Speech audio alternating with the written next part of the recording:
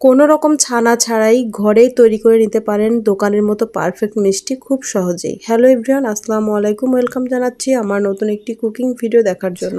আজকে আমি সবার সাথে শেয়ার করব মুড়ি দিয়ে পারফেক্ট মিষ্টি রেসিপি। তো চলুন দেখে নেওয়া যাক। মিষ্টিটা বানানোর জন্য প্রথমে এখানে আমি 4 কাপ পরিমাণ মুড়ি নিয়ে নিয়েছি। আর এই মুড়িটা যদি একটু নরম থাকে তাহলে একটু টেলে নিতে হবে যেন মুচমুচে হয়। এখন মুড়িগুলোকে একটু ব্লেন্ডারে ব্লেন্ড করে নিব, আর একদম মিহি করে ব্লেন্ড করতে হবে, কোনো রকম দানা দানা থাকলে হবে না। তো আমি এখানে ব্লেন্ড করে নিয়েছি, আর এই তো আমার ব্লেন্ড করা হয়ে গেছে। তো এখানে আমি প্রথমে 4 কাপ পরিমাণ নিয়েছিলাম, তার জন্য আমার 1 কাপ পরিমাণ গুঁড়া হয়েছে। তো পরবর্তীতে আমি আরও 4 কাপ মুড়ি এখানে ব্লেন্ড করে নিয়েছি, মোট 2 কাপ গুঁড়া হয়েছে। তো এখন এই গুঁড়া দিয়ে একটা মিষ্টির ডো তৈরি করে নিব। তার জন্য এখানে 2 কাপ পরিমাণ দুধ দিয়ে দিয়েছি, লিকুইড দুধ। আর এর মধ্যে দিয়ে দিয়েছি 1/3 কাপ পরিমাণ চিনি। এখানে কনডেন্স মিল্কও ব্যবহার করতে পারেন। তো তারপর এর মধ্যে ব্লেন্ড করে রাখা গুঁড়া দিয়ে দিলাম, দিয়ে সুন্দর একটা ডো তৈরি করে নিব যতক্ষণ না পর্যন্ত প্যানের গা থেকে উঠে আসে। তো আমার এখানে ডো তৈরি করা হয়ে গেছে। এখন শিরা তৈরি করে নেব। তার জন্য 1.5 কাপ পরিমাণ পানি দিয়ে দিয়েছি, আর দিয়েছি 1.5 কাপ পরিমাণ চিনি। সুন্দর একটা ফ্লেভারের জন্য দিয়ে দিচ্ছি 2 টুকরা এলাচ। এখানে কেউ না চাইলে এলাচটা স্কিপ করতে পারেন। তো তারপর এখানে ভালোভাবে একটু জাল করে নিলেই হয়ে যাবে। তো আমার এখানে শিরাটা রেডি করা হয়ে গেছে। এখন ঢাকনা দিয়ে ঢেকে রেখে দিচ্ছি। এখন মিষ্টিটা তৈরি করব। তার জন্য এখানে যে ডোটা তৈরি করে রেখেছিলাম তার মধ্যে একটা ডিম দিয়ে ভালো করে মাখিয়ে নিব। তো এখানে কাঁচা ডিমের যে স্মেলটা, ওই স্মেলটা যেন না আসে তার জন্য এখানে দিয়ে দিচ্ছি আমি ভ্যানিলা এসেন্স সামান্য পরিমাণ। তো ভ্যানিলা এসেন্স দিয়ে আবারও কিছুক্ষণ একটু মাখিয়ে নিব।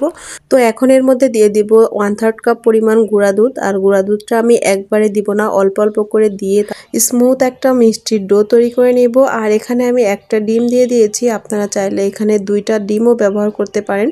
তো তারপর আমার এখানে মিষ্টির ডোটা তৈরি করা হয়ে গেছে। এখন পছন্দ অনুযায়ী মিষ্টি তৈরি করে নিব। আর এখানে আমি লম্বা করে শেপ দিয়ে মিষ্টি তৈরি করে নিয়েছি। তো এভাবে করে প্রতিটা মিষ্টি আমি তৈরি করে নিব। আপনারা আপনাদের পছন্দ অনুযায়ী মিষ্টি তৈরি করে নেবেন।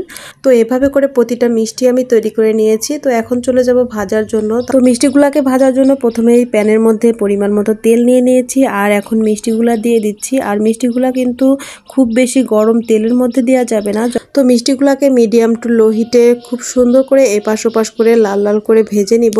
তো এখন পর্যন্ত যে সকল আপু এবং ভাইয়ারা আমার ভিডিওটি দেখছেন সবাইকে অসংখ্য ধন্যবাদ ধৈর্য সহকারে ভিডিওটি দেখার জন্য। আর রেসিপিটা ভালো লেগে থাকলে প্লিজ একটি লাইক দিতে ভুলবেন না। তো মিষ্টিগুলো আমার ভাজা হয়ে গেছে, মিষ্টিগুলো আমি এখন তুলে নিচ্ছি। তো এখন মিষ্টিগুলা গরম শিরার মধ্যে দিয়ে দিব, আর দিয়ে সামান্য পরিমাণ একটু জাল করে নেব। খুব অল্প সময় জাল করতে হবে, খুব বেশি সময় জাল করা যাবে না। তো কিছুক্ষণ জাল করার পর মিষ্টিগুলাকে ঢাকনা দিয়ে ঢেকে কিছুক্ষণের জন্য রেখে দিব। আর এখানে আমি 1.5 থেকে 2 ঘন্টার জন্য রেখে দিব। তো 1.5 থেকে 2 ঘন্টা পরেই তো মিষ্টিগুলা একদমই রেডি। আর কত সুন্দর পারফেক্ট মিষ্টি হয়েছে, একদমই দোকানের মতো। শুধুমাত্র মুড়ি দিয়ে যে এতটা পারফেক্টভাবে মিষ্টি তৈরি করা যায় এটা না ট্রাই করলে বুঝতেই পারবেন না। অবশ্যই বাসায় ট্রাই করে দেখতে পারেন। দেখতে যেমন মিষ্টিটা অনেক সুন্দর হয়েছে, খেতেও কিন্তু মাশাআল্লাহ অনেক দারুণ হয়েছে, একদমই সফট আর ভেতরে রসালো।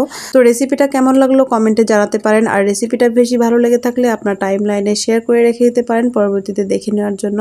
আজ বিদায় নিচ্ছি, আবারও চলে আসবো অন্য কোনো রেসিপি নিয়ে। সেই পর্যন্ত সবাই ভালো থাকবেন। আল্লাহ হাফেজ।